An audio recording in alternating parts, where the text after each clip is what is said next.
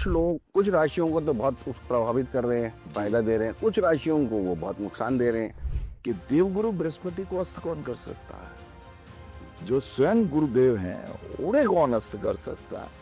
कभी कभी शंकराचार्य जी बोलते हैं, प्रश्न कुछ पूछते हैं, जवाब कुछ देते हैं। अब अमेरिका की राशि मिथुन है, अब वहां के जो राष्ट्रपति हैं, अब उनका देखिए प्रभाव कैसा आ रहा है। ईगो हर्ट हो रही है और उस पर कब्जा करना है। अरे भैया तेरी वो जगह ही नहीं, वो जगह तो ईरान के पास है। आपस में क्रोध, ईर्ष्या, लोगों की जॉब जा रही है, जॉब अच्छी नहीं मिल रही, वो डिजर्व कर रहे हैं पर उन्हें जॉब नहीं मिल रही ईगो के कारण। ये जब भी बृहस्पति ऐसा होता है तो मैं अटैक करूंगा तुम्हारे ऊपर, मैं श्रेष्ठ हूँ, हम श्रेष्ठ, हम श्रेष्ठ, तो दूसरे को दबाएंगे, आप दूसरे के अधिकारों को दबाएंगे। हमारी 12 राशियां हैं, आप एक बार जरा उनके बारे में बताइए कि किस पे क्या प्रभाव पड़ेगा। कोर्ट कचहरी के केसेस लंबित हो जाएंगे, फैसले नहीं होंगे, डेटें बाद में पड़ेंगी। मेष राशि, कर्क राशि वाले अक्सर उनके जो शत्रु होते हैं वो बुद्धिमान होते हैं, वकील होते हैं, जीनियस लोग होते हैं, तार्किक लोग होते हैं। पुत्र का फर्ज है माता पिता का ध्यान रखे, गुरुओं का ध्यान रखे। पिता का भी फर्ज है बच्चों का ध्यान रखे, गुरु का फर्ज है शिष्यों का ध्यान रखे, राजा का फर्ज है अपनी प्रजा का ध्यान रखे। एक दृष्टि से देखे। नमस्कार, नया भारत पॉडकास्ट विद विनीत माथुर में आपका बहुत बहुत स्वागत है। जैसा कि आजकल हम पढ़ रहे हैं, सुन रहे हैं, जान रहे हैं, सभी लोग बता भी रहे हैं, ज्योतिषाचार्य, कि बृहस्पति देव गुरुदेव जो हैं वो अस्त हो रहे हैं। सूर्य के अधिक निकट आने के कारण वो अस्त हो रहे हैं। क्या प्रभाव पड़ता है इसका हमारे जीवन पर? यहाँ पे जो अस्त होंगे उसका दुष्प्रभाव क्या रहेगा हमारे जीवन पे, उसका और क्या उसका नेगेटिव रहेगा या कुछ पॉजिटिव भी होगा। आज हम इन्हीं सब चीज़ों के बारे में जानेंगे। हमारे साथ हैं गुरुदेव अनिल वत्स जी, जो इस बारे में हमारे को बहुत ज़्यादा जानकारी देंगे। आपका बहुत बहुत स्वागत है गुरुदेव। नमस्कार, और मुझे यहाँ बुलाने के लिए आपके चैनल का, नव भारत का, आपका और मेरे जितने भी प्यारे प्यारे दर्शक हैं उन सब का मैं अभिनंदन करता हूँ, स्वागत करता हूँ। कहिए गुरुदेव, जैसे अभी पढ़ा जा रहा है, मीडिया में भी काफ़ी चर्चा है, अखबारों में भी है कि गुरुदेव बृहस्पति जो हैं वो अस्त हो रहे हैं। जी जी, तो उसके बारे में जानना चाहते हैं, क्या प्रभाव पड़ता है एक आम आदमी के ऊपर? विनीत जी, बहुत अच्छा प्रश्न है ये, सारगर्भित है, प्रासंगिक भी है। ये सही है कि ग्रह अपनी चाल चलते हैं तो कभी वक्री हो जाते हैं और कभी सामान्य गति से चलते हैं और कभी कभी तो अतिचारी भी हो जाते हैं। जैसे देवगुरु बृहस्पति अभी बहुत अतिचारी स्थिति में भी हमने उनको देखा, आगे फिर हो जाएंगे अतिचारी। और ये प्रश्न प्यारा है कि अस्त हो तो क्या होता है? अस्त ग्रह नष्ट नहीं होता, उसका अस्तित्व रहता है। ऐसे समझे जैसे सूर्य के आगे बादल आ गए हैं, तो सूरज कहीं गया नहीं है, उसके गुणधर्म विद्यमान है, उसका तेज, उसकी उष्णता, उसकी चैतन्यता, उसकी दिव्यता, उसकी भव्यता विद्यमान है। थोड़े बादल आ गए आगे, तो बादल आने से थोड़ा अवरोध हुआ। पृथ्वी के ऊपर जो कंटिन्यूटी जो आनी चाहिए थी उसमें कमी हो गई है। लेकिन यहां ये समझे कि देवगुरु बृहस्पति को अस्त कौन कर सकता है? जो स्वयं गुरुदेव हैं उन्हें कौन अस्त कर सकता है? वास्तव में जब सूर्य के नजदीक आते हैं, हर ग्रह की एक सीमा है, कितनी कितनी डिग्री पे कौन कौन ग्रह अस्त होता है, वो ज्योतिष का विषय है। लेकिन अभी इतना समझें कि वास्तव में 15 जुलाई को ही देवगुरु बृहस्पति सूर्य के नजदीक आने के कारण अस्त हैं। वही अस्त नहीं है, चंद्रमा भी अस्त है, चंद्रमा भी बृहस्पति के साथ ही है। तो इस वक्त एक गजकेसरी योग भी बन रहा है, तो दोनों पर प्रभाव आ गया है। पर गुरुदेव, मैं यहाँ ये जानना चाहता हूँ कि जो जब ग्रह अस्त होता है तो पृथ्वी पर रहने वाले सभी लोगों के ऊपर उसका बुरा प्रभाव पड़ता है, या उसके अंदर कुछ लोगों पर अच्छा प्रभाव भी पड़ता है या बुरा प्रभाव भी पड़ता है? ये कैसे होता है? ऐसा समझे जैसे गुरुदेव आपको आशीर्वाद दे रहे हो, तो आशीर्वाद तो सबको मिल रहा है, वो बम तो फेंक नहीं रहे, दुष्प्रभाव तो आ नहीं रहा, वो तो शुभ प्रभाव ही दे रहे। अब बीच में एक दीवार आई सामने, तो वो जो शुभता की कंटिन्यूटी थी वो कम हुई, दुष्प्रभाव नहीं है, जो शुभता की कंटिन्यूटी थी, जो सूर्य का तेज आ रहा था, उसमें थोड़ी देर के लिए छांव आ गई, ना कि दुष्प्रभाव आया। तो देवगुरु बृहस्पति 15 जुलाई से लेके 9 अगस्त तक अस्त रहेंगे और उदय पुनः 12 को हो जाएंगे, 12 अगस्त को फिर उदय हो जाएंगे। इसका अर्थ ये है कि वो सूर्य की जो ग्रेविटेशन स्थिति है उससे दूर हो जाएंगे और दूर होते वो पुनः अपने प्रभाव में रहेंगे। तो मैं जो आप कहना चाह रहे हैं उसका अर्थ समझ रहा हूं कि किन राशियों के ऊपर बहुत शुभ प्रभाव। अब जैसे कर्क राशि में है तो गजकेसरी योग है, और ये योग गुरु का, जब गुरु कर्क राशि में हो 12 साल के बाद योग बनता है, कोई साधारण योग तो है नहीं। नहीं, जैसे अभी गुरुदेव के लिए बताया गया, गुरुदेव बृहस्पति के लिए, कि अब वो अतिचारी की भी हैं उसके अंदर, तो अतिचारी जो हो रहे हैं वो उसके अंदर कुछ लोग, कुछ राशियों को तो बहुत प्रभावित कर रहे हैं, फायदा दे रहे हैं, कुछ राशियों को वो बहुत नुकसान दे रहे हैं, ऐसा जैसे ज्योतिषी बता रहे हैं इस बात को लेके। ये थोड़ा समझने जैसी बात है कि जिसका गुण ही आयु देना है, धन देना है, यश देना है, ऐश्वर्य देना है, ये उनका स्वभाव है, इसलिए उन्हें जीव कहा गया। जीव यानी जीव तत्व। एक होता मूल तत्व, मूल तत्व के अंदर प्रॉपर्टी आती है, कार आती है, गाड़ी आती है, बंगला आता है, चैतन्यता कम है। और एक होता है जीव तत्व। तो जो गुरुदेव हैं उनको जीव कहा जाता है। वो आपके प्राणों का, आपके जीवन में शुभता लेते हैं। अब जब ये अतिचारी होंगे तो क्या होगा? आप एक गाड़ी है, उसकी आपकी स्पीड लिखी हुई है कि भाई आप 40 की स्पीड में चलाएंगे तो आप भी सुरक्षित, गाड़ी भी सुरक्षित जी। जब 60 की स्पीड में चलाएंगे तो वो, अब कंपनी का मालिक ये कहता है कि देखो भाई अब गाड़ी की चोट लगेगी तो उसकी चोट तो खैर हो जाएगी, तुम्हारी गारंटी नहीं है, तुम्हारी गारंटी 40 तक है। और जब हम 90 120 पे चले जाएंगे तो वो कहता है आप सुरक्षित रहेंगे नहीं रहेंगे हमारी गारंटी नहीं है। बस पे लिखा होता है 40 की स्पीड, कार पे लिखा होता है 60 की स्पीड, पर कुछ चलाता है स्पीड में, ऐसी चलती है। ऐसी दो गुरु बृहस्पति भी जब अपनी स्पीड में ज्यादा हो जाएंगे, अतिचारी, तो स्वभावतः फर्क पड़ता है। कि अब जैसे मैं बोल रहा हूँ, अब मैं इसी चीज को जरा फास्ट बोल दूं, और बताओ तुम्हारे वाले क्या ख्याल है, और तुम तो अमीर क्या कर रहे थे, तो आपको क्या लगा कि मेरी स्पीड बढ़ गई? समझ भी नहीं, आपने समझ नहीं आ रहा कि आप क्या कह रहे हैं, मेरा प्रभाव ही नहीं बढ़ रहा। ऐसी जो गुरु अतिचारी होंगे तो स्वभावतः उनके अतिचारी होने पर प्रभाव क्या क्या पड़ता है? जो शुभ प्रभाव हैं वो बहुत फास्ट होने लग गए, तो लोग उसका रिएक्शन जो देते हैं वो किसी की समझ में ही नहीं आ रहा। कभी कभी शंकराचार्य जी बोलते हैं, प्रश्न कुछ पूछते हैं, जवाब कुछ देते हैं, और कभी कभी अमूमन ऐसा बहुत होता है, और अक्सर तो जवाब ऐसे आते हैं। और टीवी पे जो डिबेटर्स होते हैं उनसे आप पूछिए कुछ, वो उल्टा प्रश्न के ऊपर एक और प्रश्न बना के फेंकेंगे आपके ऊपर। ये अतिचारी के प्रभाव है कि सीधा उत्तर ना दें, प्रश्न को घुमा दें और घुमा के कुछ और पूछने लग जाए, जिससे आप में खींच पैदा हो, क्रोध आए, आक्रोश आए। क्रोध, आक्रोश, ये स्पीड बढ़ जाने से, अतिचारी होने से यही हो रहा है, अहंकार बढ़ने लगता है। अब देखिए अतिचारी गुरु का प्रभाव।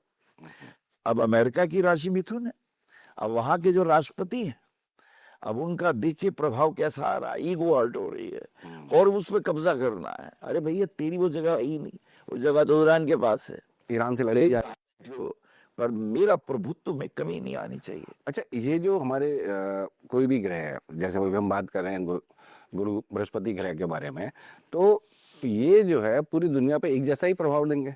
नहीं, असर अलग अलग लॉन्गिट्यूड और लैटिट्यूड के हिसाब से पड़ता है।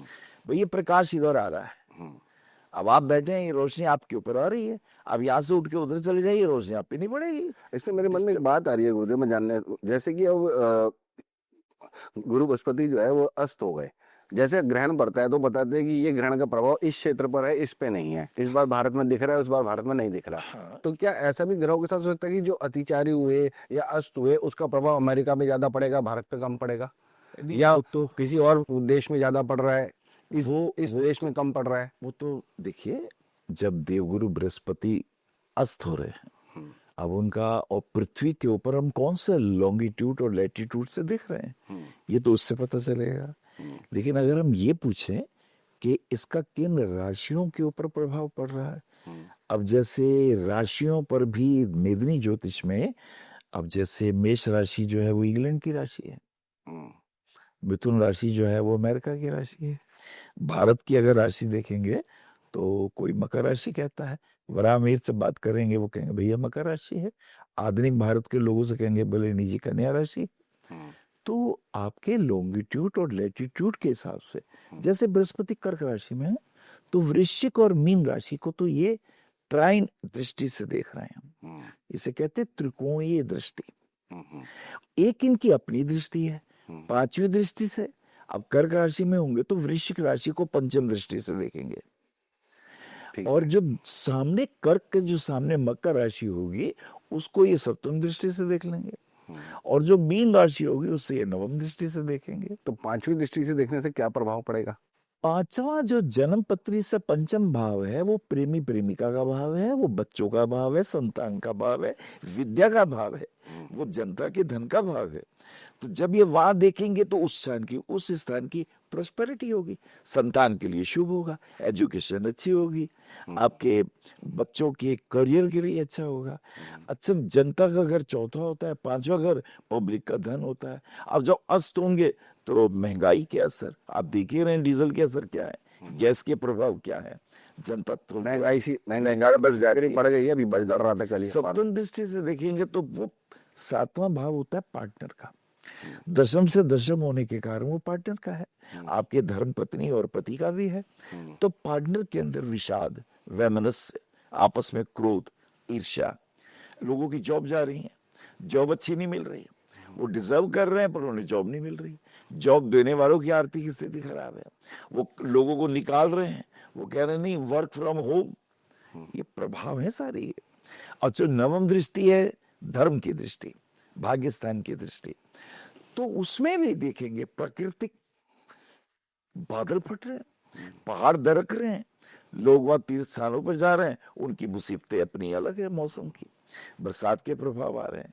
अच्छा, कहीं कहीं तो लड़ाई झगड़े ही हो रहे हैं, अभी रशिया का और यूक्रेन का तो रुका ही नहीं था, वो तो 3 साल से चल रहा है पिछले।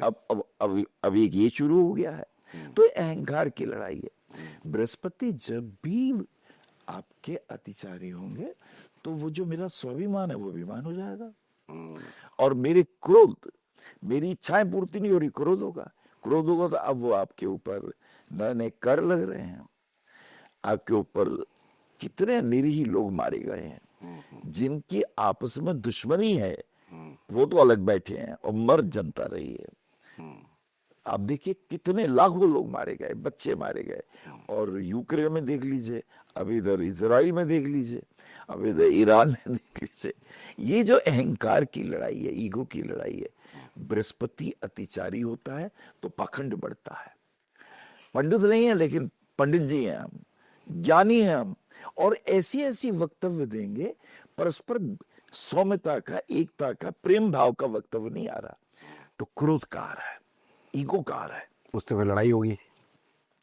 अब आप खुद देख सकते हैं कि जहां जहां खुदाई हो रही है वहां वहां सनातन निकल रहा है, और जिन्होंने वहां पर पहले अपनी स्थितियां, अब हालांकि सम्राट थे, उनके पास तो बहुत जमीनें थी, वो कहीं भी अपना धर्मस्थल बनाए जा सकते थे, ईगो के कारण। ये जब भी बृहस्पति ऐसा होता है तो मैं अटैक करूंगा तुम्हारे ऊपर, मैं श्रेष्ठ हूं, हम श्रेष्ठा, हम श्रेष्ठा, तो दूसरे को दबाएंगे, आप दूसरे के अधिकारों को दबाएंगे। नौकरी में प्रॉब्लम है, घर में पति, बृहस्पति पति के रूप में, बृहस्पति गुरु के रूप में है, तो पाखंड का बोलबाला, भ्रष्टाचार, कपटाचार, वामाचार, ये सब देखने को मिलता है। गुरुदेव, इसमें एक मेरे मन में बात और आ रही थी, जैसे भारत के अंदर भी, भारत कोई छोटा देश तो है नहीं, बहुत बड़ा देश है, यहाँ पे भी जो दक्षिण भारत है वो अलग है, मध्य भारत अलग है, पूर्वी भारत अलग है, तो यहाँ पे भी सब अलग अलग तरह के लोग रहते हैं और अलग अलग ही लॉन्गिट्यूड और एल्टीट्यूड में रहते हैं, तो यहाँ पे भी अलग अलग लोगों पे अलग अलग प्रभाव रहेगा। जैसे कुछ जगह पे मैं ये पढ़ ही रहा था कि कल कहीं आया था, लिखा हुआ काफी अच्छा आर्टिकल था कि जैसे कि जब वो अस्त होंगे गुरुदेव, तो शादी नहीं होंगी, ब्याह नहीं होंगे, बहुत सारे कामों पर रोक लग जाती है। तो अगर खाली दृष्टि बाधा है तो रोक लगने का क्या कारण है? रोका क्यों जाता है काम करने रोक के लिए? लगाई नहीं गई है। इसे ऐसा समझे, बृहस्पति के क्या गुण है।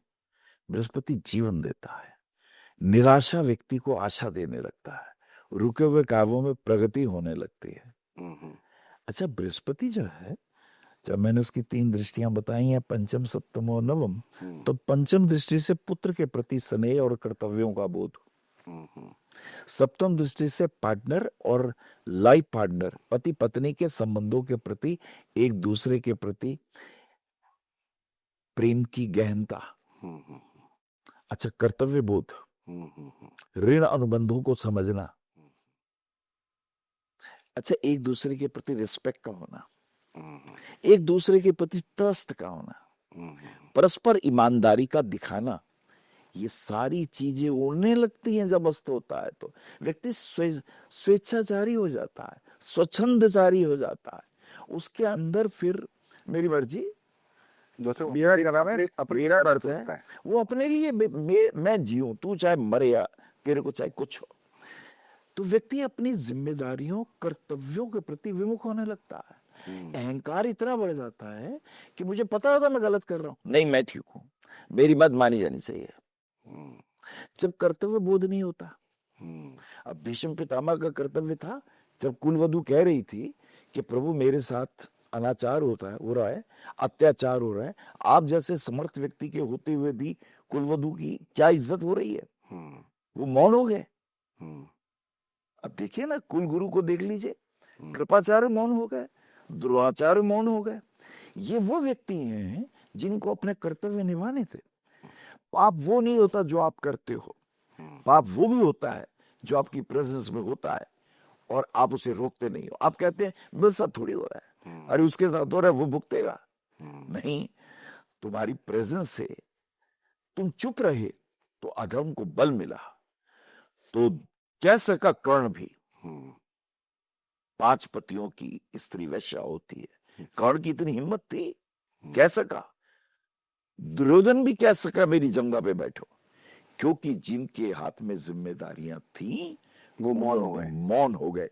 तो पाप वो भी है कि आप स्वयं तो पाप नहीं करते, पर आपकी प्रेजेंस में पाप हो रहा हो और आप टोके नहीं, रोके नहीं, तो इसका दंड समाज को भोगना पड़ता है। पूछा भीष्म पितामह ने, प्रभु मेरी इतनी दारुण मृत्यु क्यों?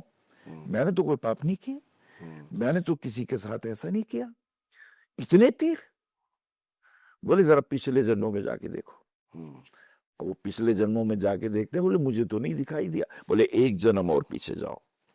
बोले हाँ, 100वें जन्म में मैं देख रहा हूं कि मैं जंगल में भागा जा रहा हूं और मैंने शब्द भेदी बाण चलाया है और वो बाण एक हिरनी को लगा है, हिरनी के गर्भ में बच्चा है, हिरनी तड़प के चीख के अपने को बचाने के लिए उसने एक छलांग मारी है और वो कांटों भरे पेड़ पे गिरी है, सहस्रों कांटे उसके शरीर में घुस गए और मरते मरते उसने प्रार्थना करी कि हे प्रभु, जिसने मुझको इतनी दारुण मृत्यु दी है उसकी भी मृत्यु ऐसी ही हो। बोले अच्छा, तो ये 100वें जन्म का पाप मुझे अब क्यों लगा, पहले क्यों नहीं लगा? 99 जन्म मेरे बीत गए। बोले ऋषिवर, आपके पुण्य बहुत ज्यादा थे, आप कर्तव्यों का निर्वाह कर रहे थे। बोले अब क्यों हुआ? बोले अब आप कर्तव्यों का निर्वाह नहीं कर सके तो आपके पुण्य क्षीण हो गए और पुराना पाप जागृत हो गया और उस वजह से आपकी स्थिति हुई। भगवान बता रहे हैं, अस्त होने पर आप कर्तव्यों का बोध, पुत्र का फर्ज है माता पिता का ध्यान रखे, गुरुओं का ध्यान रखे, पिता का भी फर्ज है बच्चों का ध्यान रखे, गुरु का फर्ज है शिष्यों का ध्यान रखे, राजा का फर्ज है अपनी प्रजा का ध्यान रखे।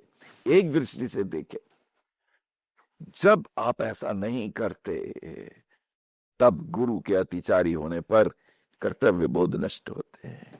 तो उससे क्या प्रभाव पड़ेगा? अभी ये तो हो गई, ये तो पुरानी शास्त्र की बातें हैं। आज के युग में तो बहुत सारे लोग पहले से ही अपने माँ बाप से अलग रह रहे हैं। बहुत सारे क्या, कोई भी कारण, मजबूरी रही या जीवन का कुछ धन का लोभ जी, विदेश में जाके ज्यादा रुपए कमाऊंगा और क्या है। भाई कारण तो कुछ भी रहा, यही कारण है। लेकिन मैं ज्योतिष की उससे जानना चाहता हूँ कि अगर वो पहले से ही अलग है, अब अगर वो अतिचारी है, जैसे 1 महीने के लिए हुए गुरुदेव, तो अब गुरु बृहस्पति जब 1 महीने के लिए अतिचारी हुए, तो उस 1 महीने के अंदर वो किसी पे कोई भी प्रभाव देते हैं, तो वो क्यों 1 महीने के लिए होगा, या वो कोई किसी के साथ ऐसी दुर्घटना घट गई, जैसे कहा गया कि विवाह नहीं करने या कोई गृह प्रवेश नहीं करना, अब किसी ने गृह प्रवेश कर लिया किसी भी कारणवश से, अनजाने में कर लिया या मजबूरी के कारणवश कर लिया, तो क्या वो गृह प्रवेश सारी जिंदगी उसको दुख देगा, वो जिस घर में रहेगा दुख देगा, नहीं, ऐसी या इसका भी कोई उपाय है? नहीं, ऐसी बात नहीं है। आपके लिए विवाह के लिए मना किया।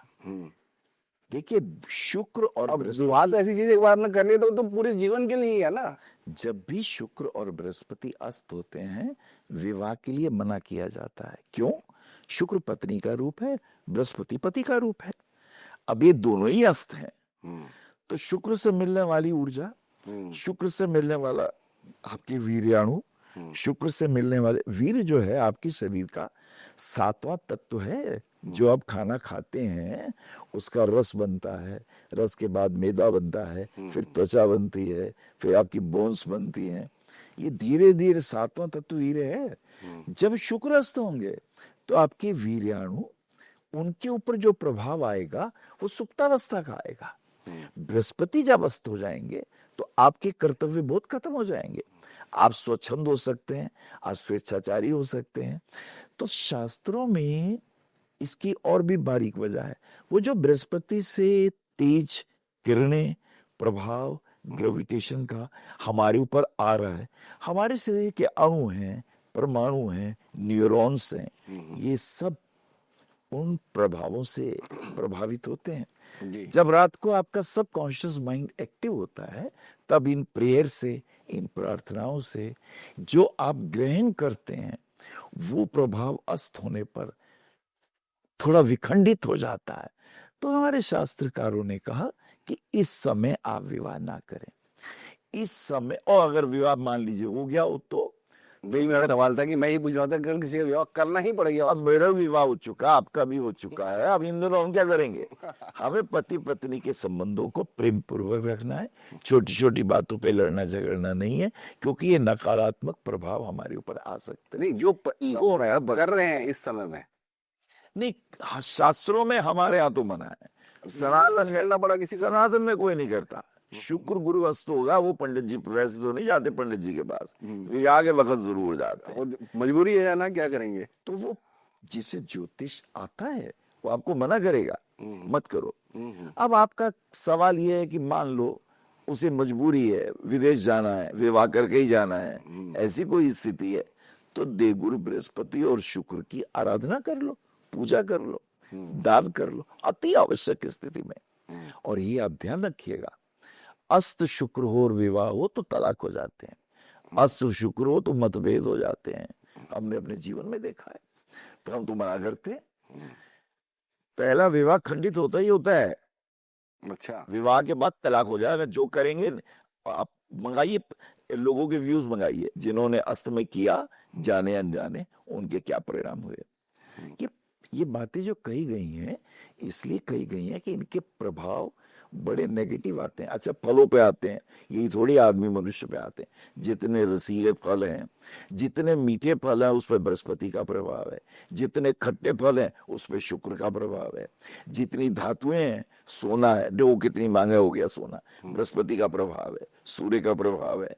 धातुओं पर, फलों पर, जड़ी बूटियों पर, पेड़ पर, पौधे पर, इस पूरी प्रकृति पर इन ग्रहों का प्रभाव है। महंगाई पे किसका प्रभाव है गुरुदेव? महंगाई बढ़ती जा रही है, आम आदमी तो इससे परेशान है। स्वभावता, जब युद्ध होगा, तेल नहीं मिलेगा तो तेल महंगा है, गैस नहीं मिलेगी तो गैस महंगी है। मतलब महंगाई है कि उस पे किसका प्रभाव है? इन्हीं वजह से जब आदमी के ऊपर अहंकार, ईगो बहुत बढ़ जाता है। अब जो बड़े बड़े, अब मान लीजिए पुतिन और ट्रम्प की बुद्धि, चीन की बुद्धि कैसी हो, तो पूरे विश्व पे प्रभाव आ जाएगा। सब इनके आश्रित हैं, सब इन्हीं से खाना मंगा रहे, खाने पीने की चीजें, गैस यहाँ से आ रहा है, पेट्रोल यहाँ से आ रहा है, पूरा समाज एक दूसरे से मिला हुआ है, आश्रित है, प्रभाव तो पड़ता है। तो इस महंगाई को हम मान के चले कि तभी ये कम होगी जब ये तो बुद्धि हमारी बुद्धि हमारी निर्मल होती है, हम अच्छे डिसीजन ले सकते हैं। हम आपस में बैठते हैं, चलो यार एक सकारात्मक सोच करें। अभी तो वो बैठ रहे हैं नकारात्मक सोचे, वो इधर वो संधि कर दें, उधर वो बम फेंक देते हैं। देख रहे हैं ना आप ये। हमारी जो सोच है, हमारी जो कार्य प्रणाली है, उस पर प्रभाव पड़ जाता है। अब देखिए अभी हो क्या रहा है, बृहस्पति और चंद्रमा इकट्ठा है, दोनों अस्त है। चंद्रमा मन का कारक है। अब जो बृहस्पति है ये आपकी बुद्धि का, विवेक का कारक है। जो बुध है वो आपकी बुद्धि की सूक्ष्मता का कारक है। जो शुक्र है वो आपके शरीर के अंदर वीर्य का, शरीर के बाहर स्त्रियों का, और जितनी भी प्रकृति के अंदर रस की चीजें हैं, जीवन की चीजें हैं, अब जितने भी एआई है, आर्टिफिशियल इंटेलिजेंस है, जितने मोबाइल हैं, जितना मीडिया का जगत है, ये जितने कंप्यूटर के ऐश्वर्य हैं, जितना फिल्म संगीत है, फिल्म्स हैं, मीडिया है, आपका काव्य का क्षेत्र है, सब शुक्र से प्रभावित है। बृहस्पति ज्ञान का क्षेत्र है, संस्कारों का क्षेत्र है। बृहस्पति घर के अंदर आपके माता पिता गुरु के रूप में है, आपके टीचर हैं, आपके गुरुदेव हैं, जो आपको संस्कार दे रहे हैं, जो आपको शिक्षा दे रहे हैं। शिक्षा के अभाव में क्या होता है, बेपढ़े लिखे लोग क्या करते हैं, पत्थर लेके फेंक रहे हैं, उन्हें खुद नहीं पता। 500 रुपए दे दो, पत्थर पिघवा लो। क्या क्या 500 रुपए में आप किसी की जान ले लेंगे? अनएजुकेशन की तो प्रभाव है ये। जहां जहां एजुकेशन होगी आप सोचेंगे मैं क्या कर रहा हूं। मंगल बाहुबल है, पुलिस है, मिलिट्री है, साहस है, देश की रक्षा के लिए भी जवान अपनी जान दे देता है, और वो भी लोग हैं देश को बेचने के लिए भी अपनी जान दे देते हैं, नंबर 2 का काम करते हैं। अब ये जितने लुटेरे हैं, अब वो गन मेकर्स हैं, अब ये जितने बाहुबली हैं, ईगो मेरी हट ना हो जाए। तो मंगल दुस्साहस भी है, साहस भी है। शनि कर्तव्यों का बोध करा रहा है। शनि इस वक्त मीन राशि में है, देवगुरु बृहस्पति जो है कर्क राशि में है। तो ये बड़ा कीमती कॉम्बिनेशन बना हुआ है। इस कॉम्बिनेशन के अंदर जब बृहस्पति अस्त हो तो प्रभाव क्या होते हैं, हमें जो विधायक ऊर्जा मिल रही है उसकी कमी हो गई। अच्छा, अभी मिथुन और कर्क में ही बृहस्पति घूम रहे हैं। बृहस्पति कर्क राशि में चल रहे हैं, और अब वहां हुए वो हुए अस्त हुए, अग्नि नहीं हुए, अस्त हुए हैं। अस्त हुए है कर्क में ही। लेकिन अभी जब वो अगले महीने आएंगे तो वो वक्री होंगे। अगर वक्री होंगे तो हमें लगेगा मिथुन में आ गए, तो मिथुन में आ गए, लेकिन प्रभाव कर्क का देंगे। अच्छा, क्योंकि डेरा वहीं जमा है। मैंने अपना वाहन कहाँ पर उतारा है, मैंने अपना जहाज जो है, मेरी गाड़ी कहाँ है, मुझे जाना तो वही है। मैं एक बात जानना चाहता था गुरुदेव कि जब बृहस्पति ग्रह जो है वक्री होते हैं तो क्या प्रभाव देते हैं? अतिचारी नहीं भी है तो भी वक्री वो बहुत अच्छा प्रभाव नहीं देते, लोग ऐसा कहना है। मैं बताता हूँ, आपके घर में जब आपके गुरुदेव आते हैं तो आपको कैसा लगता है? अच्छा लगता है। अच्छा, वो नाश्ता वुश्ता करके चले गए, अब कैसा लग रहा है? थोड़ा अजीब लग रहा है। वो पुनः वापस आ गए, और अच्छा लगेगा। तो वक्री ग्रह शुभ हो तो अच्छा होता है। अच्छा, वक्री शुभ ग्रह हो, मतलब किसी की कुंडली में अगर बृहस्पति ग्रह वक्री है तो वो उसके लिए अच्छा है। वक्री शुभ ग्रह, गुरु देवगुरु बृहस्पति शुभ ग्रह हैं। जब वक्री होंगे शुभता ही तो देने आएंगे। अच्छा, गुंडा बदमाश आपको हड़का के गया, घर में बैठा हुआ था, बुरा लग रहा था, चला गया, अच्छा लग रहा है, हम तो चाहेंगे नहीं हमारे घर है, वो दोबारा आ जाए और पुलिस बुला लेंगे। तो इसका अर्थ ये हुआ कि राहु केतु तो होते ही वक्री हैं। अब शनि मंगल ये क्रूर ग्रह हैं, ये जब वक्री होंगे दुख देंगे। शुभ ग्रह शुक्र है, बुध है, बृहस्पति है, ये जब वक्री होंगे, अगर शुक्र जो है वक्री होगा तो वो भी दुख देगा। नहीं, वो शुभ ग्रह है ना, वो नहीं देगा। शुभ ग्रह शुभता देते हैं। अच्छा, वक्री होने पर यहां तक कि त्रिक भाव के भी स्वामी हो जाएं, 6, 8, 12 के भी स्वामी हो जाएं। अब ये तीनों भाव महाअशुभ हैं। ये कहते हैं कि त्रिक भाव के स्वामी जिस भी स्थान पे बैठते हैं उस स्थान में दुष्प्रभाव देते हैं। लेकिन अगर त्रिक भाव के स्वामी गुरु हो, शुक्र हो, बुध हो, चंद्रमा हो, अभी तो शुभ ग्रह हैं, ये अगर कहीं बैठेंगे तो क्या देंगे? शुभ ग्रह शुभता ही देता है, वो शुभता नहीं देता। हाँ, अगर वो अशुभता देता है तो कहाँ देता है?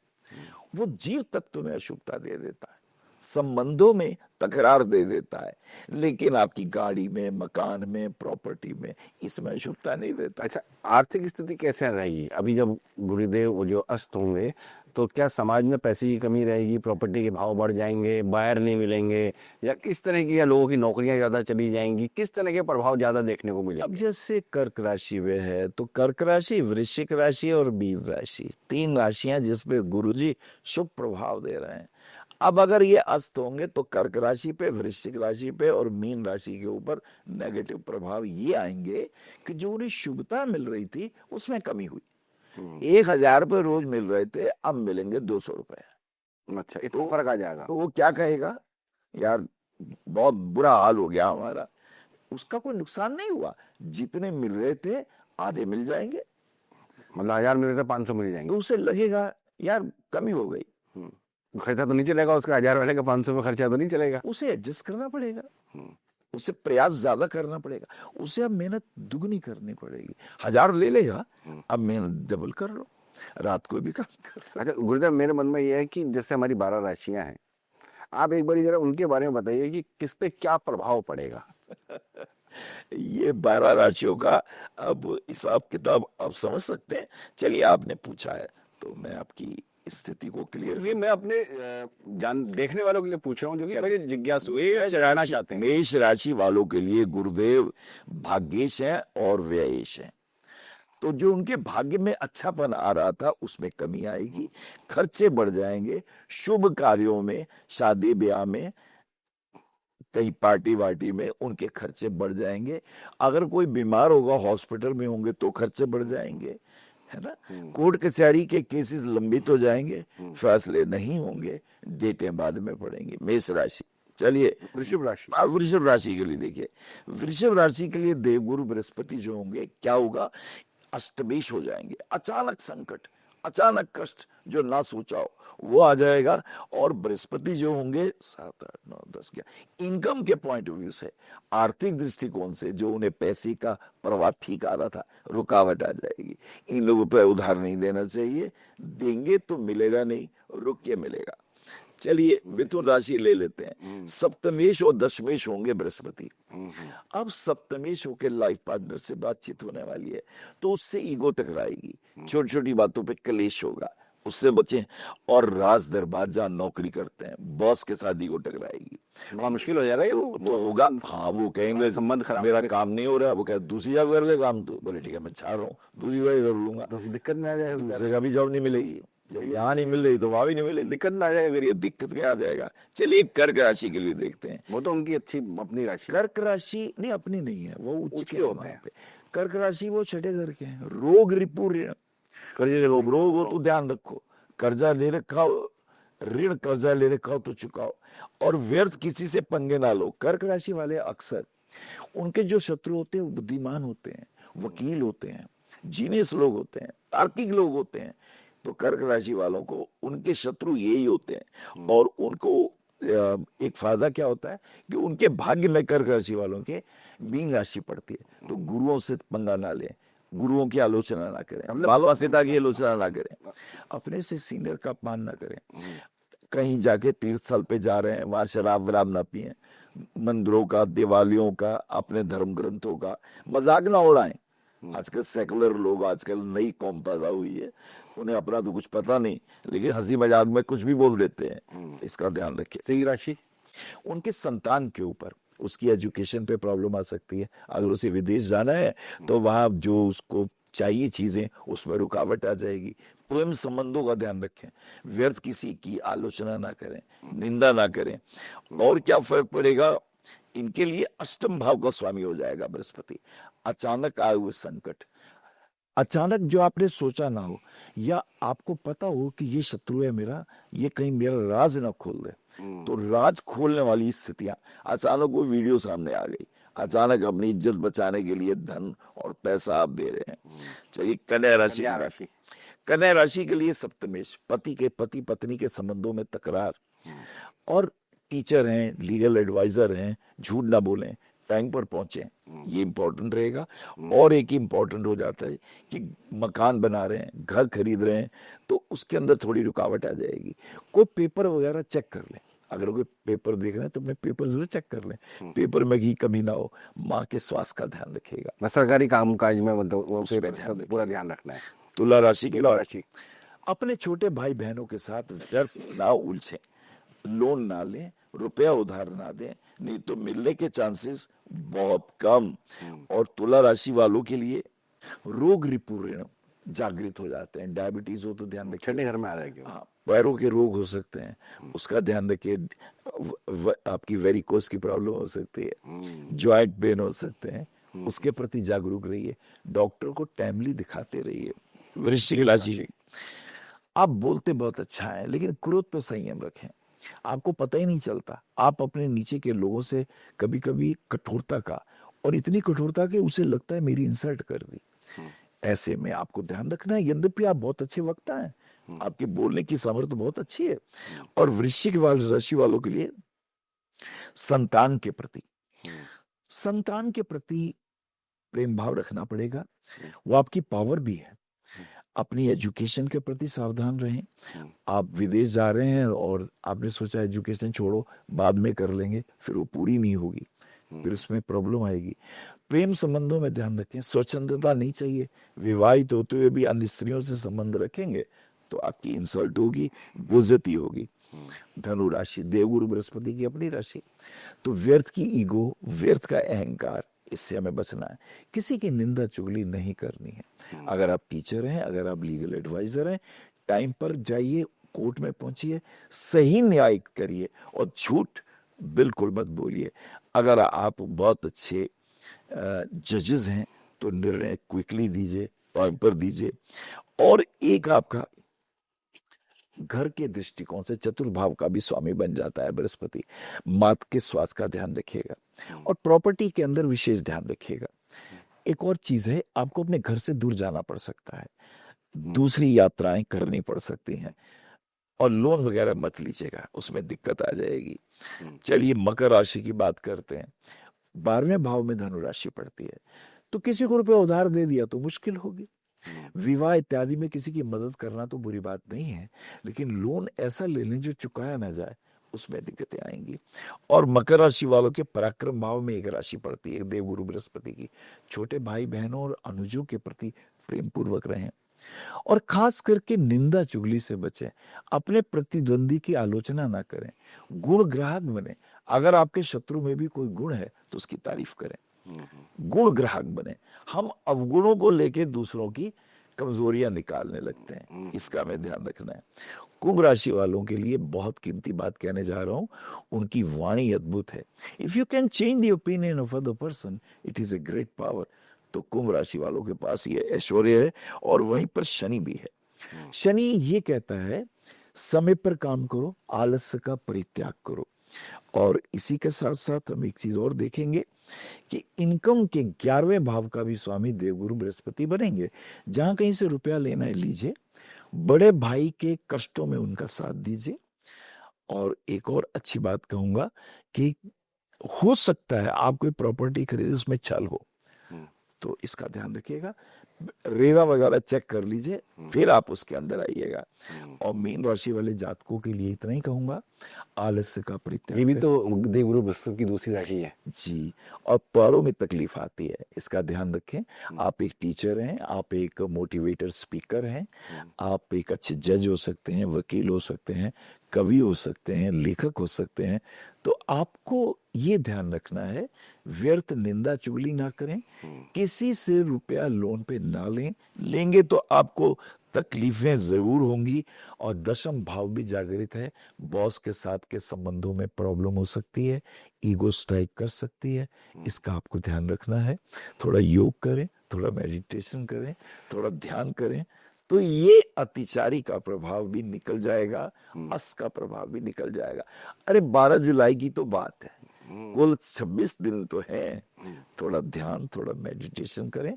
इसमें कुछ बृहस्पति का दान क्या होता हाँ, है? वो दान यही पूछना चाह रहा था कि ये तो आपने बहुत अच्छा बताया हमारे देखने वालों के लिए, हमारे दर्शकों के लिए कि वो क्या कर सकते हैं, लेकिन थोड़े जो कॉमन उपाय हैं, मतलब क्या दान कर दें सभी राशि मैं वाले जिससे बताता सबको हूँ, प्रभाव रहे, बता क्या, और कोई ऐसा जो सब कर सके, कोई बहुत मुश्किल ना हो, नहीं, सबको आसानी से हो जाए। आसान सा। देखिए, सबसे पहले अपने कर्तव्यों के प्रति जागृत रहें, व्यर्थ की निंदा चुगली ना करें। हम्म। अगर कोई आपसे अशोभनीय वचन भी बोलता है तो सुने ज्यादा, प्रत्युत्तर एकदम ना दें, ये जरूरी है। अब मतलब कम बोले, क्रोध ना करें, कम कम बोले। बोले, क्योंकि समस्याएं आपसे ही हो जाएंगी। आप कोई कुछ कहेगा गुस्से में, आप कुछ कह बैठेंगे, समस्याएं बढ़ जाएंगी। तो सबसे पहले अपनी वाणी पे संयम रखें, जी। अपने क्रोध को देखें जी। कि मैं देख रहा हूं मुझे क्रोध आ रहा है। जी। क्रोध करें नहीं, क्रोध की एक्टिंग कर लें, पर रियल क्रोध में ना चले जाएं। पहले तो स्वयं पर अनुशासन, निज पर शासन, फिर अनुशासन, अच्छा। ये पहला सूत्र है। दूसरा, बृहस्पतिवार वाले दिन एक बात और भी है, अपने बड़ों के प्रति अनुय और विनय का ध्यान रखें। आप माता पिता के चरण छुएं, आप मंदिर जाएं तो ब्राह्मण देवता को नमन करें, उनसे कहें कुछ सुनाइए, कुछ अच्छा अनुभव सुनाइए। आप कथा सुने, आप श्रवण ज्यादा करें। अब दान की बात कहते तो थोड़े केले दान कर दो, थोड़ा उन्हें भोजन करा दो। ये बृहस्पतिवार को। भोजन बृहस्पतिवार को करिए। आपके घर में जो टीचर हैं उनको कुछ दान दे आइए। आपके जो प्रोफेसर साहब हैं कभी उनसे मिलाइए। बीमार हो तो औषधि दे दीजिए। आप उनकी हेल्प करिए थोड़ा सा, तो इसके बड़े अच्छे प्रभाव होते हैं। अच्छा, और भी सत्यनारायण भगवान की कथा कर लीजिए। अच्छा, और बढ़िया प्रभाव है, आप विष्णु सहस्त्र नाम सवेरे 5 बजे उठ लीजिए। अच्छा, और अच्छा प्रभाव है, थोड़ा ध्यान करिए। अच्छा, और कीमती बात मैं आज आपके चैनल पे कह चाहता हूं कि जो चाहेंगे वो मिल जाएगा। You are having a two brain, एक कॉन्शियस ब्रेन, एक सब कॉन्शियस ब्रेन। दिन भर के किए हुए कार्यों को जब आप रात सो जाते हैं तो उसको सब कॉन्शियस ले लेता है। अगर दिन में आपने निंदा की है, चुगली की है, किसी के साथ गाली गलौज किया है, किसी को बद्दुआ दी है, किसी के लिए आपने अशुभता मांगी है, ये सारी चीजें रात को आपका सब कॉन्शियस माइंड ले लेता है, वही काम करना शुरू करता है। सबसे बड़ा नुकसान तो पहले आपको होता है, आपका लीवर खराब होता है, आपको पता ही नहीं है। आपकी किडनी, पत्नी के साथ दुर्व्यवहार, अन्य स्त्रियों के साथ गलत संबंध, आपकी किडनी पे प्रभाव हो जाता है, यूरिन इन्फेक्शन होने लगते हैं। आप कहेंगे कमाल है, शुक्र जिन चीजों का आपके शरीर पे असर रखेगा उन्हीं अंगों पे रात को सब कॉन्शियस ब्रेन अपने न्यूरॉन्स को प्रभावित करता है। इसका अर्थ ये हुआ कि गाली देने से, बद्दुआ देने से, झूठ बोलने से, किसी का अहित करने से रात को सबकॉन्शियस माइंड यही ले लेगा और आपके शरीर को ही नुकसान पहुंचाएगा, आप ही रोगग्रस्त होंगे। तो अब इसका उल्टा करिए, रात को सोने से पहले प्रार्थना करिए, हे प्रभु सभी सुखी रहें, सभी प्रेम पूर्वक रहें और मैं भी स्वस्थ रहूं, मैं बड़ों का निरादर ना करूं, मैं उनके प्रति आदर भाव रखूं। अच्छा, ये मंत्री बोल दो, सर्वे भवन्तु सुखिनः, सर्वे सन्तु निरामया, सर्वे भद्राणि पश्यन्तु, मां कश्चित् दुख भाग भवेत्। अगर तुमने ये मंत्र बोल दिए या ये भावना करके सो गए, यकीन मानिए रात को आपका सब कॉन्शियस ब्रेन आपको रोग मुक्त कर देगा। कहो मैं रोग मुक्त हो जाऊं, कहो मैं निरोगी हो जाऊं, कहो मेरे सारे द्वेष दूर हो जाएं, कहो सभी मुझसे मैत्री भाव रखें।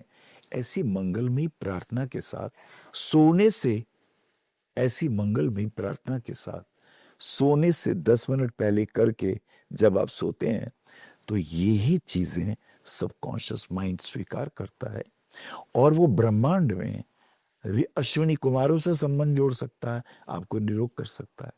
वो ब्रह्मांड में उत्तर दिशा में कुबेर के साथ संबंध जोड़ सकता है, आपके धन के मार्ग खोल सकता है। वो ब्रह्मांड में देवगुरु बृहस्पति से आशीर्वाद दिला सकता है। वो सप्तऋषि मंडल के सप्तऋषियों से आपको आशीर्वाद दिला सकता है। वो देव भगवती दुर्गा से संबंध जोड़ सकता है, आपके अंदर असीम शक्ति और तेज उत्पन्न हो सकता है। अच्छा, घुटनों में दर्द है तो कहो, हे अश्विनी कुमारू, हे चरक ऋषि, आप जहां भी हो मेरे इन कष्टों को दूर कर देना। प्रार्थना करें, दवाइयां तो लें डॉक्टर की, ये प्रार्थना करें। और मेरा चैलेंज है, इस चैनल पे आप अपने व्यूज दीजिएगा कि 30 दिन ऐसा प्रार्थना करने पर आपको क्या रिजल्ट मिले।